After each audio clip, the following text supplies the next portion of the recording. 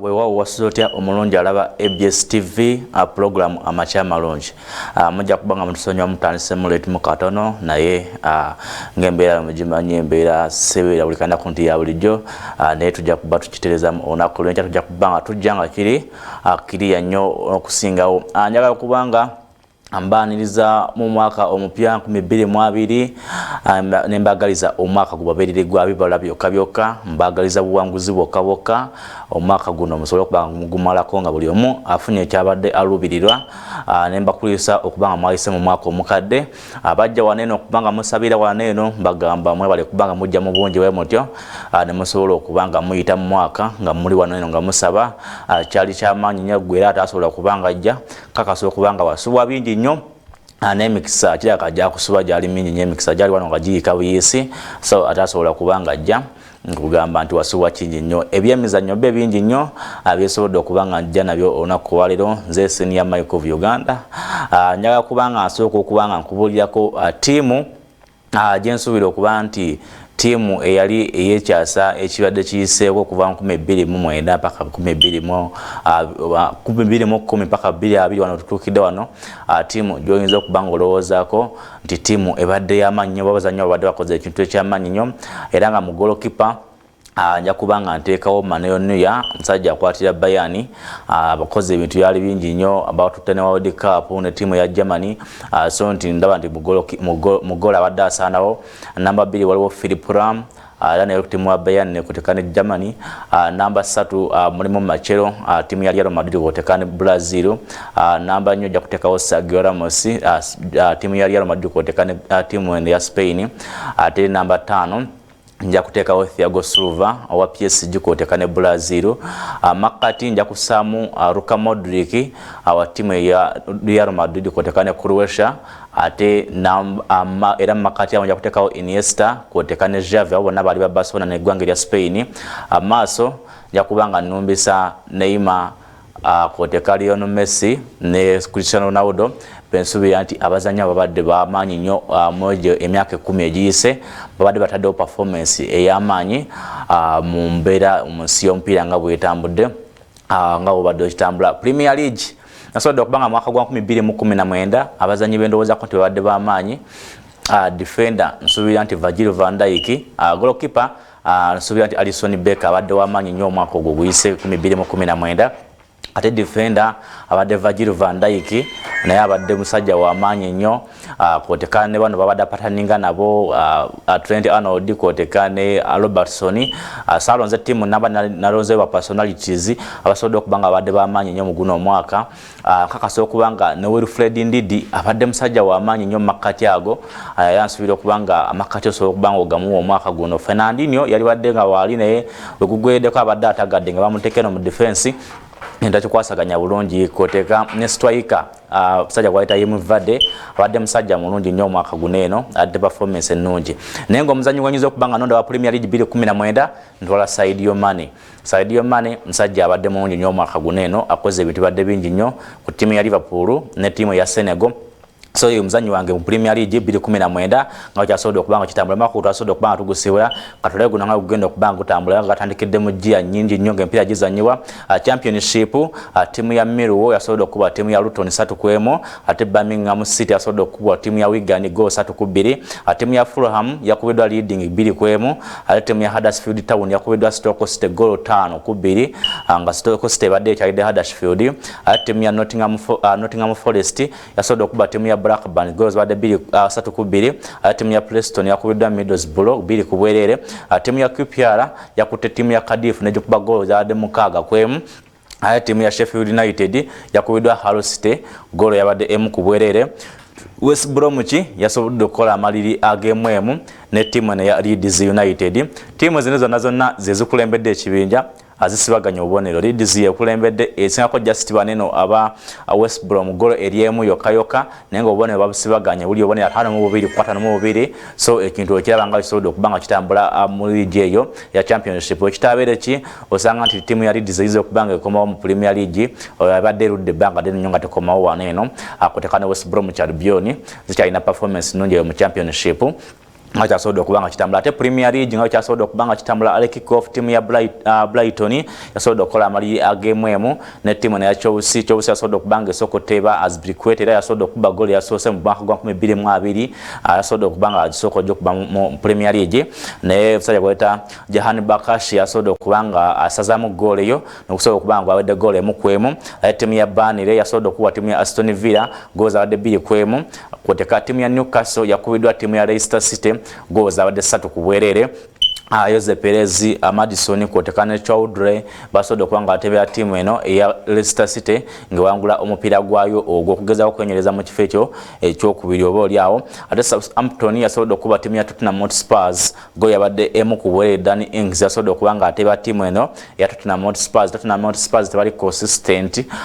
bawangula mupiira bawangula matoboto bawangula guneeno ate oguddako ne bakola amaliri olaba nti tebali consistent. Jose Mourinho tutona kubanga bimutambulira bulungi ku timu eyo ya Tottenham Hotspur. Ate nalyo ko mpira abasajja gweta Harry Kane yasobodde okubanga afuluma nga wonyeramuko ekisubi wanta ayinza okubanga yafunye obuvune, so wana bafunye obuvune olabanga eyinza okubanga bro ya manyonyo ku timu ya Tottenham Hotspur eri ku form etali nnungi nnyo. Abasajja tanse okubanga bagisako tabo Manu kati yagisodde Manu yagisinga n'ekifo so kyokka nti olaba nti baali batandiseeko nga baliko mu bifo ebine ebisooka ujanga batabuka kompola sababu atapochetino basobola kubanga bamugobera. Manunya badageza okubanga za naye alemedde okubera consistent atangula mupiira gumu ejidako nabanga agisula nga kyasobola okubanga kitambula. Defense yawe simanye naku zine considinga nnyo obana ensonga nti goalkeeper Gazaniga simanye byakwata anti akwata mu byo mupiira atamanyi nakumanika bulungi kisenge so olaba nti Hugo Lloris yenza okubanga injale ye kyabakosa nnyo bana batuna mu Hotspurs nga kyasobola okubanga kitambula. Ate Watford yasobola okuba timu ya Wolves goals abadde 2 ku 1. Adolf Kotekando Koule basobola okubanga atebera timu ya Watford. Ate Neto nasobola okubanga atebera timu eno ya Wolves. Watford basobola okuba mu red card ya Kabasere mu dakika y'ensanvu mu emu.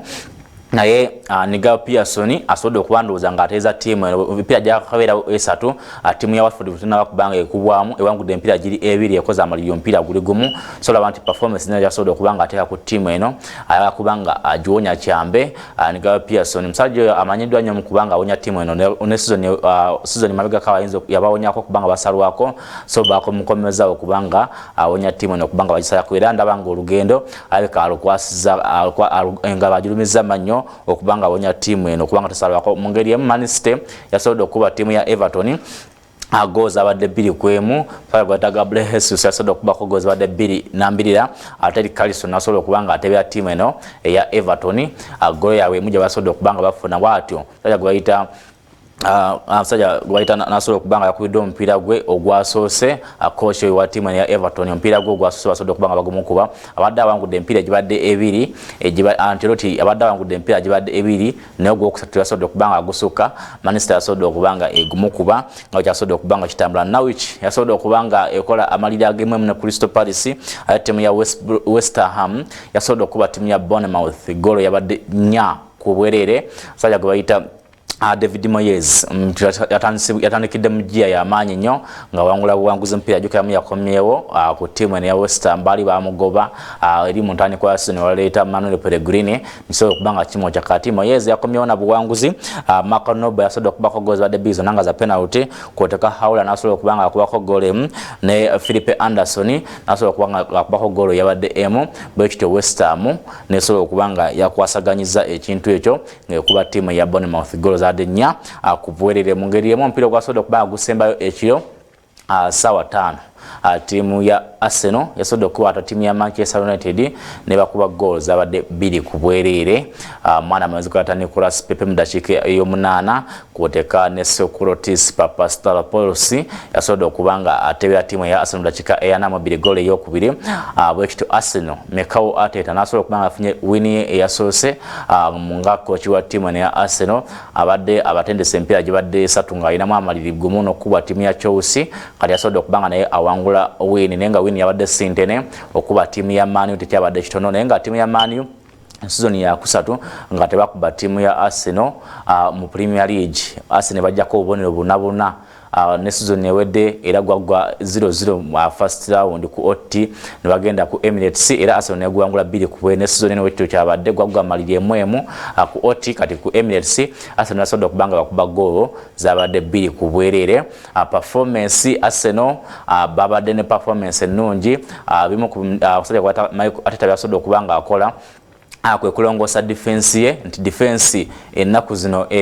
bayina omutima gumu. David Luiz ogamba basayininze mupya omupira gwakuba nti mulungi alina ne command ennungi nnyo ne security side musajja wa maanyi nnyo naye nga buli omuntu asobola kubanga abuusabuusa performance musajja kwata Lucas Torreira musajja yabadde muzibu nnyo makati awo nga akola ne clears z'enjawulo. So Lucas Torreira y'omu ku bazannyi nga babadde ab'olunaku ne Granit Xhaka yabadde ne performance ennungi nnyo mu tiimu ya Arsenal naye nga era first half twagira tiimu ya Arsenal yasobola okubanga fuga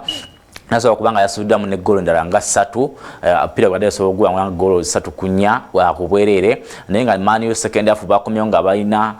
approach yenjawulo. So Man U amusajja kwata organization yaso kulwanga yasodo okolamu ensobi yabadde yokanso omusajja kwata Jesse Lingard naleka Pereira Andres Pereira katebe nti Pereira abadde alina kyasobola okubanga azannyako kusinga kusajja kwata Jesse Lingard te Jesse Lingard be bamu ku abasajja abanafu atabadde performance 2019 ate yagitandikiddewo ne 2-2. So olaba nti yadde alina okulaba nga aletamu Andres Pereira nasobola okubanga atandikawo n'azannyanga namba 10 obusajja ne basobola okubanga bagiyiiya naye ti Arsenal yasobola okubanga ebasinza enkizo nesobola okubanga ewangula omupiira ogwo nga bwe kyasobodde okubanga kitambula. Arsenal bazze mu kifo kati kya 10 babadde mu kya 12 bamuvinze ebifo bibadde 2 birambirira naye nga Man U basigadde mu kifo kyabwe ekyokutaano ne points ziri 3 basinga timu ya Arsenal points ziri 4 songa osobola okubanga okiraba nga gwasobola okubanga gutambula mu Premier League. Weekend eno tugenda mu FA Cup. So Premier League ajja kubanga akomawo weekend ejja ne league enda zigenda kubanga zikomawo ku weekend nga La Liga zonna zigenda kubanga zikomawo. So fixtures olunaku olwenkya nja kubanga nze kuwa mu bujjuvu osobola okubanga omanya ogenda kubanga ozanyani mu weekend nga kigenda kubanga kitambula. Hannington yabadde ku kamera nga kikwasaganya Ligan Kintale yabadde mu control room njaga kubanga olunaku lwaliro mbikomya waneno takumira mpera abe nga kukumira nze Senior Mike of Uganda mubere bulungi era